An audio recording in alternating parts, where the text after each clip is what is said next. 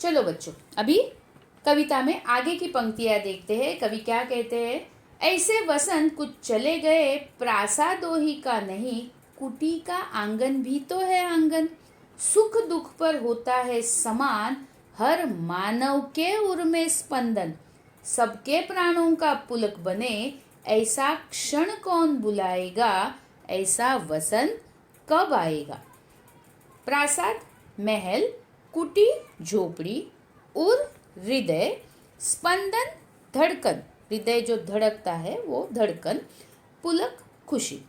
कवि कहते हैं कि ऐसे कितने वसंत चले गए जिनसे गरीबों की झोपड़ी में खुशियाँ आई ही नहीं। कवि कह रहे हैं कि क्या महलों का ही आंगन होता है, झोपड़ी का आंगन नहीं होता है। अमीर हो या गरीब हो, सुख और दुख में दोनों का हृदय की जो धड़कन है वो तो समान ही होगी। खुशी का एहसास जो है वो भी समान होगा। इतना ही क्या, ये तो सादी सी बात बच्चों तुम लोगों को भी मालूम है कि हर एक मानव, फिर वो अमीर हो गरीब हो कैसा भी हो, खून तो एक ही रंग का होता है, लाली रंग का होता है। किसी का नीला, किसी का पीला, ऐसा तो नहीं होता है। खुशियों में सबको हंसी ही आती है, दुख में सभी को आँख में आंसू आते हैं। तो ये सब बातें समान है। तो फिर ऐसे क्यों हो रहा है कि जो खुशियाँ है वो सिर्फ अमीरों के महलों में आती है और गरीबों के आंगन तक वो आती ही नहीं। तो खुशी का एहसास भी वही होगा। फिर यह अमीर और गरीब का भेदभाव क्यों। कवि कहते हैं कि कब ऐसा वसंत आएगा जब खुशियों पर भी सबका समान अधिकार होगा। आगे बढ़ते हैं। कवि के मानस से स्वप्न बना, छाया था जो सीमित वसंत, होगा जन जन के जीवन में साकार विपुल जब वह अनंत। जब मनुजों का जग भू पर ही अभिनव नंदन बन जाएगा, ऐसा वसंत कब आएगा। मानस मन, सीमित यानी नियत, बद्ध जो चाकोरी बद्ध होता है वैसे लिमिटेड, अभिनव नवीन, साकार सच होना, और विपुल यानी बहुत अधिक। देखो बच्चों, कवि हमारे मन में आशा की किरण जगा रहे हैं। वह कह रहे हैं कि मेरे मन ने एक सपना देखा।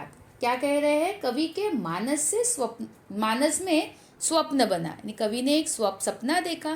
क्या सपना देखा कि जो वसंत सीमित था, जो सिर्फ कुछ लोगों का अधिकार था, वह वसंत अब सबका हो गया है। यानी सब जगह खुशहाली हो गई है, सब खुश है, क्योंकि सबको सब मिलेगा तो सब खुशी होंगे।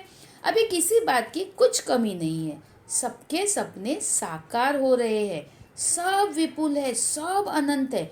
मानो इस भू पर, इस धरती पर नया नंदन अर्थात नया स्वर्ग ही उतर आया है।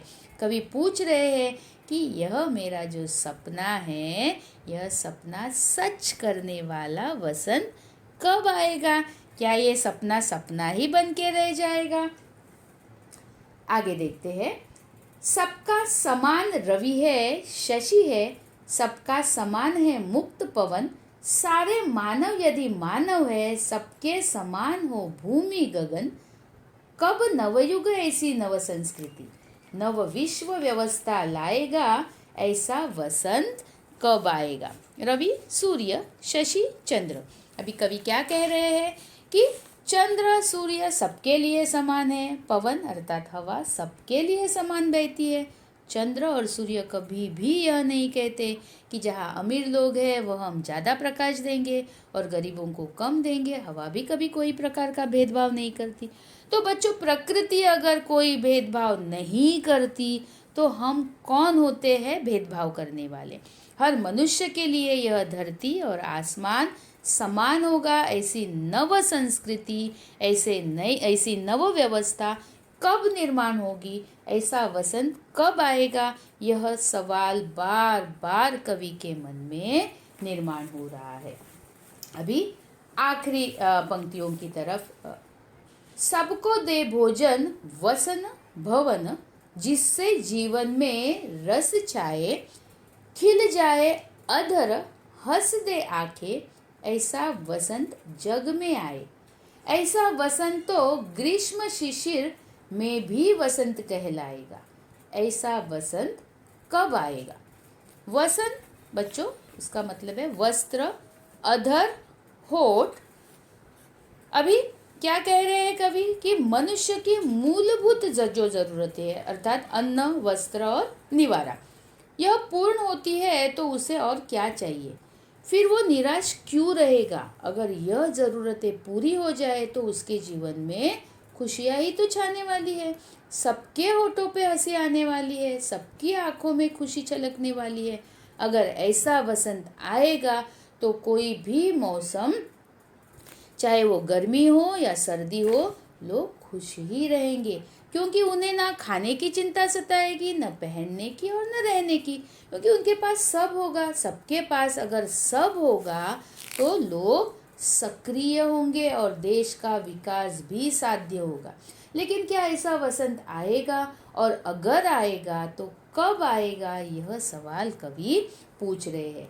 बच्चों देखो, इस कविता से कवि तुम जो कल के भावी नागरिक हो, यह संदेश दे रहे हैं कि अगर अपने देश को प्रगति के पथ पर ले जाना चाहते हो तो समानता प्रस्थापित करना आवश्यक है। हर एक के पास बहुत कुछ होना जरूरी नहीं है, तो सबके पास सब होना जरूरी है।